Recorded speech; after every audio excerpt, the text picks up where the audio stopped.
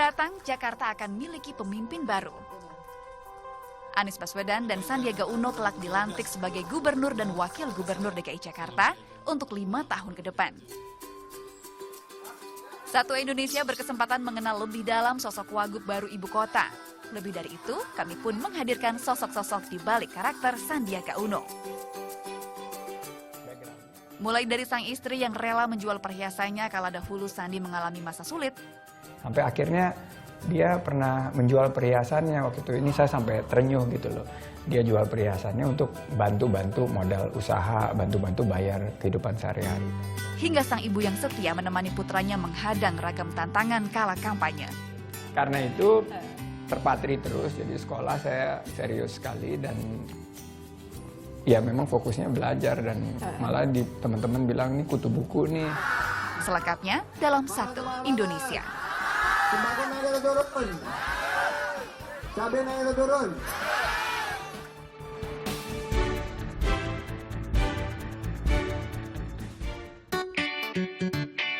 Cantik dan ramah.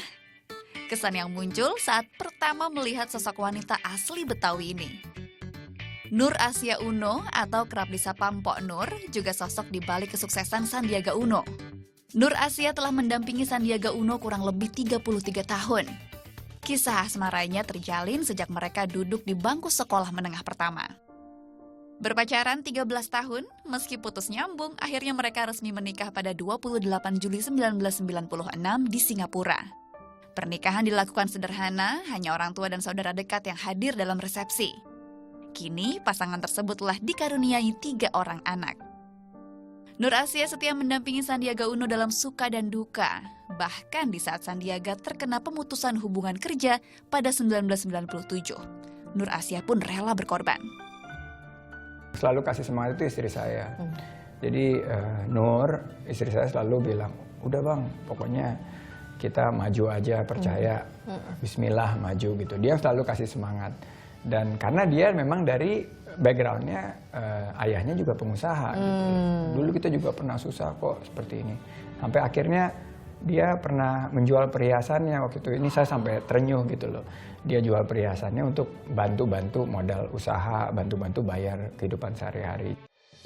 Pengorbanan Nur Asia tak putus meski Sandiaga akhirnya sukses menjadi pengusaha dan menang pilkada. Termasuk menerima kenyataan bahwa Sandiaga berjanji akan sumbangkan gajinya sebagai wakil gubernur Jakarta.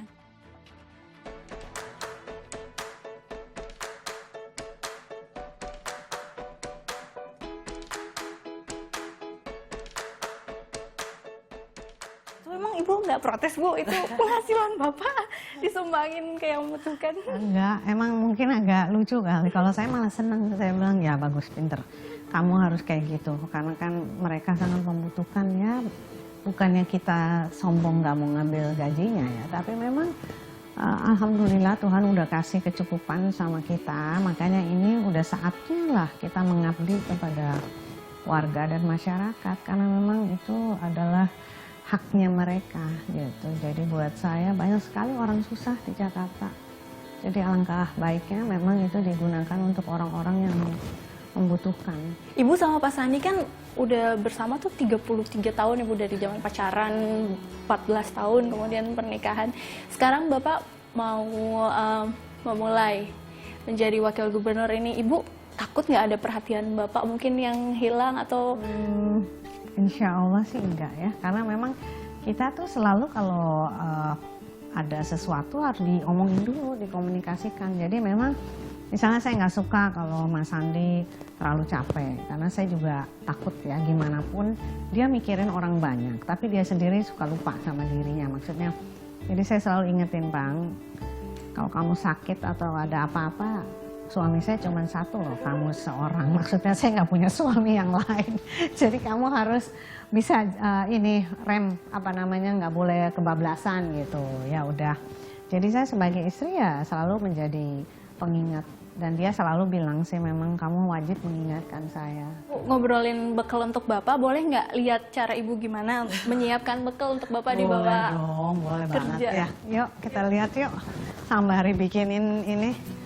dia sini. Penasaran lihat ibu nyiapin bekal untuk bapak tuh Iya. biasanya apa, Bu? Bapak sih simple ya orangnya. Yang paling penting kan Iya, ini infuser water. Selalu ada Ya. dipegang sama bapak. Banget, karena ini udah kayak ini belahan jiwanya. Jadi ini lemon sama madu ya, sama air putih supaya apa? Supaya antioksidan sama vitamin C. Jadi kan karena bapak sibuk banget, jadi dia harus dikasih infuser water ini supaya jadi nggak cepat flu atau sakit gitu. Berarti dari dulu bapak minumnya infused water ini, lemon madu. Iya betul ya, biasanya sih di rumah, tapi sejak pilkada jadi dia harus bawa-bawa. Tapi ini Bu menarik banget, saya dari tadi ngeliat ini, wow ada semur jengkol, ini makanan favorit Ibu. Ini makanan favorit saya, tapi memang karena saya kan seneng banget jengkol, tapi tersiksa aromanya itu ya suka bikin orang pingsan nanti. Jadi paling makannya sekali-sekali lah kalau memang bapak lagi pergi keluar kota. Oh bapak nggak ada, tapi bapak juga waktu itu pernah makan ya? Iya, katanya kayak kentang kata bapak. Apa sih Bu yang bikin Ibu tertarik dan akhirnya mau dulu sama bapak? Saya tuh cuman seneng sama orang yang pinter ya. Jadi ya tentu bapak juga cakep lah ya. Cakep dan pinter. Tapi dulu tuh bapak tuh memang sama saya tuh ya itu. Selalu bapak senengnya baca, saya nggak seneng baca. Bapak jadi berlawanan terus, berbeda. Nah di situ justru bapak kayak ini kayak ada sesuatu challenge ya. Yang gimana nih biar bisa menjinakkan Ibu Nur. Ibu Nur yang Betawi yang udah pokoknya bertolak belakang lah sama bapak. Tapi ya justru di situ perbedaan yang kita bisa saling mengisi, saling mengerti ya justru jadi cocok. Ini sebetulnya saya agak sedih nyeritain kenapa Mas Andi itu mau turun. Karena dia ajak saya ke tempat-tempat yang sangat kumuh dan kurang baik. Dia bilang, kalau bukan kita yang memperbaiki ini siapa lagi? Nah itu saya percaya dia akan melakukannya dengan tulus ikhlas.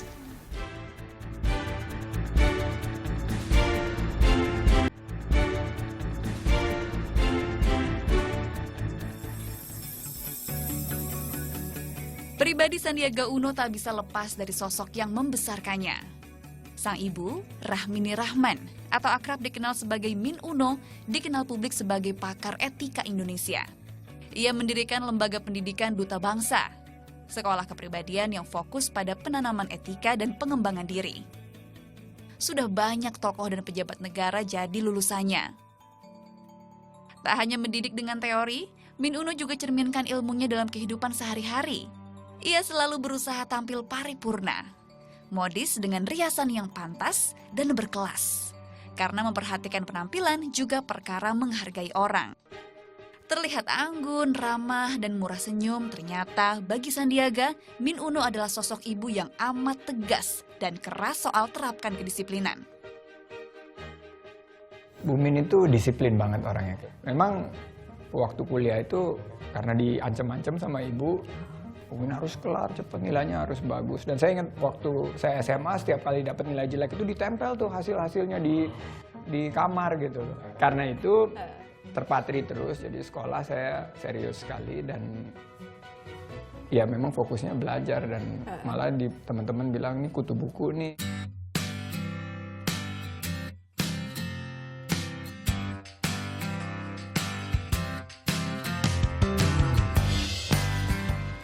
Bu Min mengajar etika sudah 60 tahun, kebayang gimana waktu ngajarin Pak Sandi. Boleh nggak Bu dicontohin waktu ngajarin Pak Sandi dulu tuh kayak apa? Misalnya nih saya Pak Sandi. Iya, kalau Pak Sandi itu dulu kalau bicara suka nggak mau lihat Oh, nggak mata menatap orang. mata orang. Ya, Ya. saya ajarkan bagaimana melihat mata orang. Kalau bicara dia selalu menunduk. Kemudian cara-cara bicara yang baik dan benar sebagai seorang public figure itu saya ajarkan sampai benar-benar dia bisa. Biaya hidup semakin murah. Sekarang belanja mahal atau murah? Mahal atau mahal banget? Sembako naik atau turun? Cabai naik atau turun? Min Uno selalu memperhatikan gaya Sandiaga Uno saat tampil di depan publik. Gaya berbicara bahkan penampilan Sandiaga tak lepas dari pengawasannya. Jika ada yang kurang pas, Min Uno tak segan mengkritik tajam. Masih ingat kan gerakan ikonik OKOC yang konsisten diperagakan oleh Sandiaga Uno?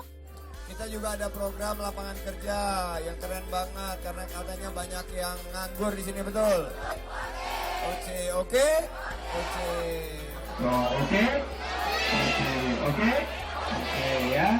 Oke, oke, oke, oke, oke. Kalau ingat masa kampanye, Pak Sandi ini konsisten dengan gerakan OKOC gitu. Iya. Apa itu salah satu juga dikasih masukan sama Bu Min?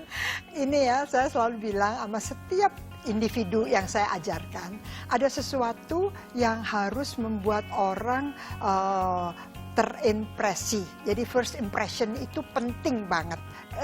Mas Sandi kebetulan dia ya ilmunya banyak ya. Jadi dia mempunyai ilmu yang berkaitan dengan wirausaha. Ya, wirausaha itu OKOC ya itu dan itu menjadi viral. Sekarang di mana-mana saya ketemu orang bukannya nanyain bagaimana Bu Min, enggak bagaimana OKOC. Gerakannya kan ikonik banget Bu. OKOC. Sampai itu menjadi bagian dari sekarang kalau saya bertemu dengan orang atau Mas Sandi ketemu dengan orang atau siapa saja ketemu dengan orang lain selalu OKOC. Yang diingat pertama kali pasti itu. Benar. Menurut Ibu, karakter apa yang ada di diri Pak Sandi yang membuat Ibu yakin dan kita semua yakin Pak Sandi bisa memimpin Jakarta? Saya sangat yakin karena apa? Mas Sandi itu orangnya sangat peduli kepada orang lain. Ya. Jadi ini sebetulnya saya agak sedih nyeritain kenapa Mas Sandi itu mau turun karena dia ajak saya ke tempat-tempat yang sangat kumuh dan kurang baik. Dia bilang kalau bukan kita yang memperbaiki ini siapa lagi? Nah itu saya percaya dia akan melakukannya dengan tulus ikhlas. Kemudian dia orangnya sangat tegas dan dia itu sangat hati-hati. Dia nggak mungkin di dalam pengelolaan keuangan itu akan hal-hal yang tidak baik karena dia itu sangat hati-hati dalam mengelola uang. Pak, kalau misalnya ingat soal dulu Bapak masa-masa kampanye, Pak, ada video yang bikin netizen terhibur, Pak. Ada aksi Bapak yang lucu, itu di sebuah kampung Bapak kampanye tuh melewati jembatan yang kecil, terus Bapak ada adegan Adegan gini ya, bakal ya, gini. Bapak, apakah cara-cara Bapak untuk menghilangkan stres ketika kampanye atau gimana tuh, Pak?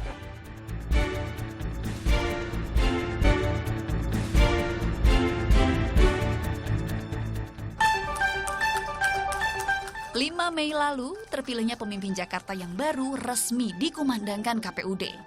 Sandiaga Salahuddin Uno akhirnya jadi wakil gubernur setelah melewati 2 putaran pilkada yang berlangsung sengit, yang kata orang pilkada tapi rasa pilpres. Sadar masyarakat lebih mengenalnya sebagai pengusaha, Sandiaga rajin temui warga, terutama rakyat kecil yang mungkin sama sekali tidak pernah kenal nama Sandiaga. Saking rajinnya bertemu warga, pria 48 tahun ini dicatat rekor muri sebagai calon kepala daerah yang melakukan sosialisasi terbanyak dan terlama secara berkesinambungan. Sekitar 1000 titik belusukan ia datangi, supaya warga Jakarta familiar benar dengan wajah dan keseriusannya ingin memimpin Jakarta.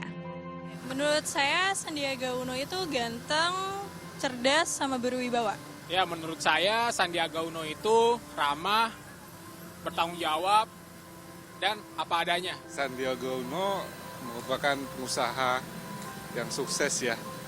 Dengan pilkada ini programnya OKOC, tapi saya belum tahu ya programnya terlaksana atau enggak dengan OKOC-nya. Dalam tiap tatap muka dengan warga, mantan pengurus Kadin ini konsisten hadirkan janji. OKOC dan DP rumah 0 rupiah mungkin program yang paling banyak diperbincangkan. Layaknya setiap ide, ada yang mengapresiasi, namun tak sedikit yang menganggapnya sebatas janji. Namun mayoritas suara warga Jakarta sudah menentukan, Sandiaga Uno dipercaya mengemban amanah sebagai Wakil Gubernur Jakarta selama 5 tahun mendatang. Waktu yang tepat bagi Sandiaga untuk membuktikan kesungguhannya menjadi pelayan warga Jakarta, membenahi ibu kota negara dengan segala tantangan dan permasalahannya.